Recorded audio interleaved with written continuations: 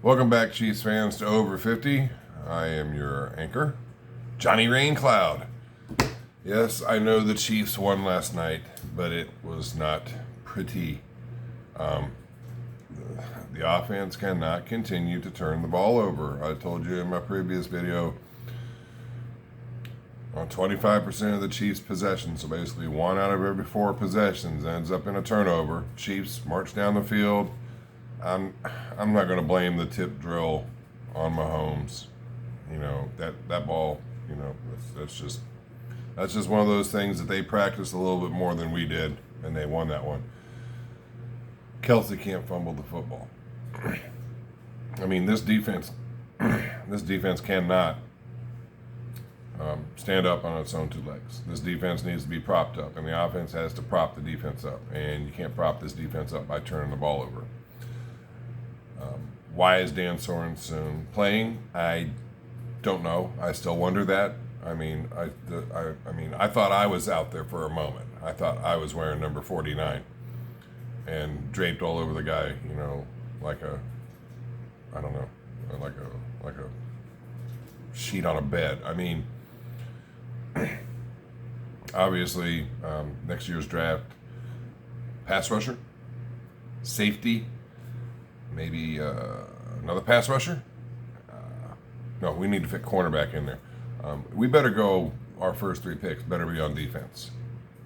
That's all I got to say about that. We beat a Giants team that cannot pass block or pass protect. So that was kind of convenient.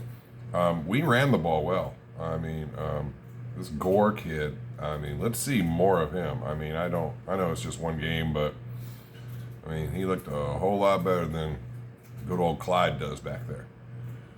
I'm just saying he seems to, but of course it was the Giants. So I hear somebody out there saying it is the Giants. They are a 2-5 team. Let's not get excited yet.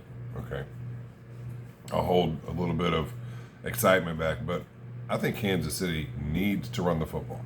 This offensive line is not quite gelled yet with the whole pass protection thing, but they do seem to be able to open up some holes and run the ball. And if you can't throw the ball 40 yards down the field, that's fine. Complete the short stuff. Just don't fumble it. You can't fumble the ball away. You can't give up picks. I don't have a whole lot of other takes on the game other than that because I wasn't able to see it because I just got tired of paying a ton of money for cable that I don't watch, so switched to basic cable because I normally stream everything, and of course Monday Night Football is not one of those things that you can stream. So I had to watch the replays, but the Dan Sorensen thing was ridiculous, and the Kelsey fumble, that wasn't good either. Otherwise, we have no pass rush. Frank Clark got a sack.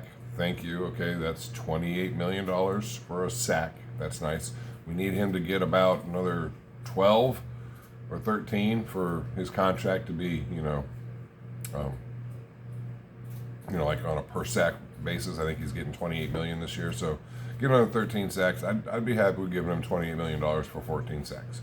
I know that's not going to happen. And the Chiefs probably realize that's not going to happen either. They bumped Chris Jones inside. So if that didn't scream that they were going to sign someone today, you obviously are living under a rock, because you don't move Chris Jones back inside to see how he does unless you had a plan there. And I think Chris Jones looked very comfortable, so the Chiefs traded for Melvin Ingram today. They had a chance to try to get this guy in free agency, but he decided to go to Pittsburgh. Pittsburgh just hasn't been happy with him for whatever reason, so the Chiefs gave up a 6th-round pick. I'm okay with giving up a 6th-round pick.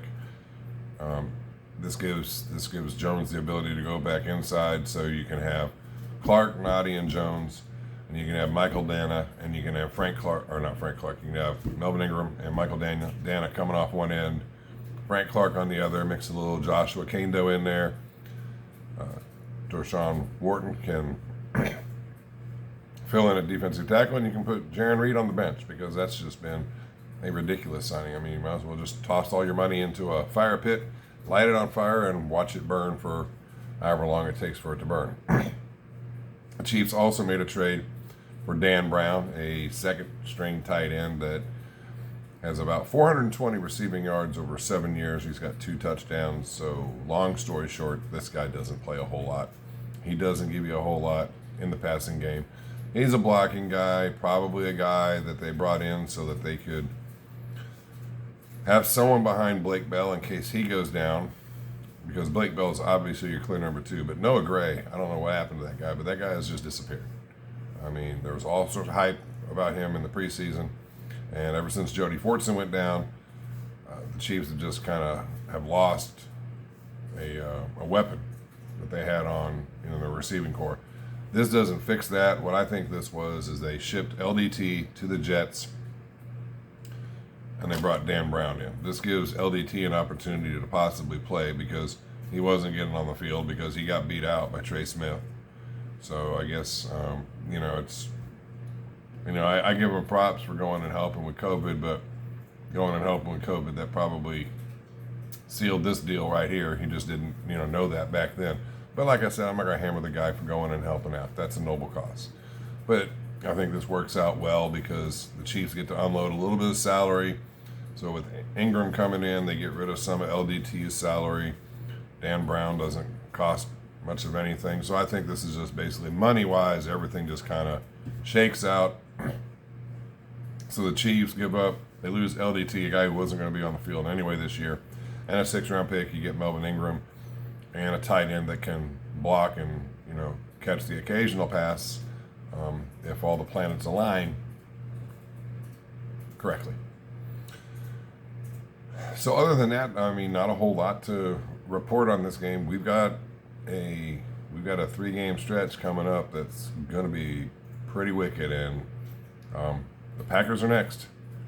So Melvin Ingram, hopefully he can come in, and PFF's got him rated in the 80s. I guess take that with a grain of salt, but he gets a lot of pressures. He's had like almost 20 quarterback pressures this year, 1 sack. So he's not finishing the deal, but if he can cause quarterbacks to throw the ball before they want to or make unwise decisions, that might work out. Willie Gay got his 2nd career interception last night.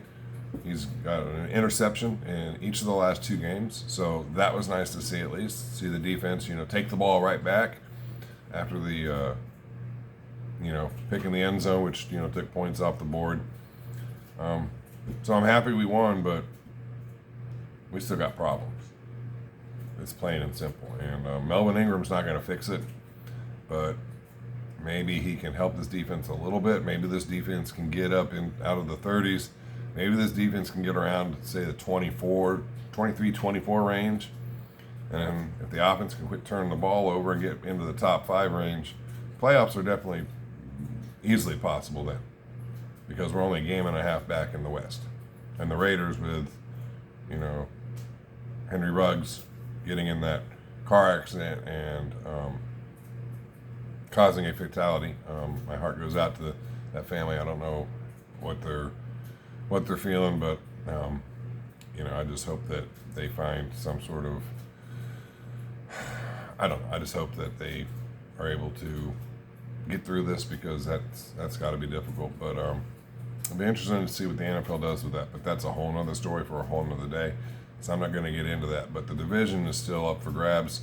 The Chiefs are on the outside of the playoff window looking in. We got to stop turning the ball over.